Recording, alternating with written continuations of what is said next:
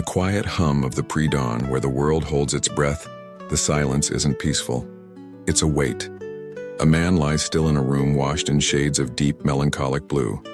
His eyes fixed on the ceiling as if searching for answers in the blank space above. The darkness is a canvas, and on it his mind projects its fears. A sudden, jarring flash cuts through the stillness. A computer screen stark and glaring. Lines of text blur into an unreadable script of demand and urgency. Unread emails stack like digital tombstones, each one a monument to a task undone, a promise unkept. The image is fleeting, lasting only a second, but it's accompanied by a low, persistent hum. The sound of anxiety given voice, a digital ghost that haunts the quiet corners of his mind. The image vanishes, but the feeling lingers, a cold residue that seeps into the fabric of the sheets and the air he breathes. The ceiling offers no solace, only a mirror to the vast emptiness he feels inside. He is awake, but he is not truly present, lost in a labyrinth of what-ifs and should-haves, a prisoner in his own quiet blue room. With a heavy sigh that seems to carry the burden of 1,000 sleepless nights, he pushes himself up. The movement is slow, deliberate, as if every joint and muscle protests against the command. He sits on the edge of the bed, the mattress dipping under his weight, his posture a sculpture of defeat. His head falls into his hands, fingers pressing against his temples as if to physically contain the storm raging within.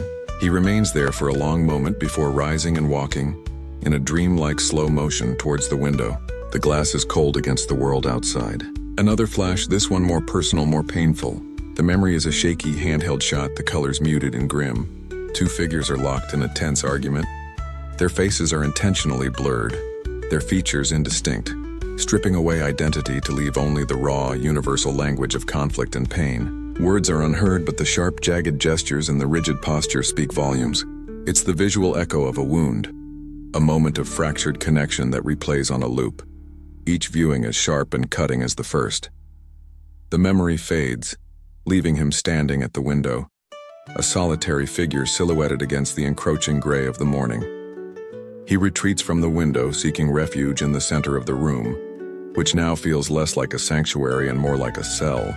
He sinks into a chair and the world around him goes silent, a profound and unnerving quiet that amplifies the noise inside his head. In this self-imposed isolation, the mask he wears for the world crumbles. A single tear, crystalline and heavy, escapes and traces a slow, deliberate path down his cheek. The camera pulls in, a tight, intimate close-up capturing this small, solitary act of surrender.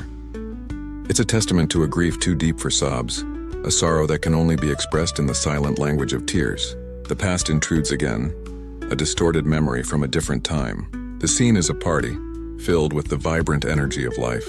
Faces are caught in mid-laugh, their joy amplified by the slow-motion effect. But the memory is warped, the edges blur, the sounds of laughter twist into something hollow and strange, and the joyful faces melt into an abstract swirl of color and light. The vision underscores his profound sense of alienation, the feeling of being an outsider looking in, a ghost at the feast, utterly and completely alone, even when surrounded by a sea of people. As the first tentative rays of dawn finally break through the darkness, a sliver of warm golden light paints a stripe across the cold blue wall. The man closes his eyes, not in resignation, but in a moment of quiet contemplation. He takes a single, deep and deliberate breath, inhaling the new morning air as if it were a fragile hope. The air fills his lungs, a slow and steady expansion against the tightness in his chest. It's a small, almost imperceptible shift, a conscious decision to anchor himself in the present moment. The camera focuses on his hand, which had been trembling with an unseen tremor just moments before. Now it rests on his knee, perfectly still. The trembling has ceased, the storm inside has quieted, even if just for a moment. In the stillness of his hand there is a promise, not of a cure, but of a pause. A moment of peace found not in the absence of darkness, but in the acceptance of the coming light. He opens his eyes, and in them there is a quiet strength, a resolve to face the day not as a victim of the night, but as a survivor of the dawn.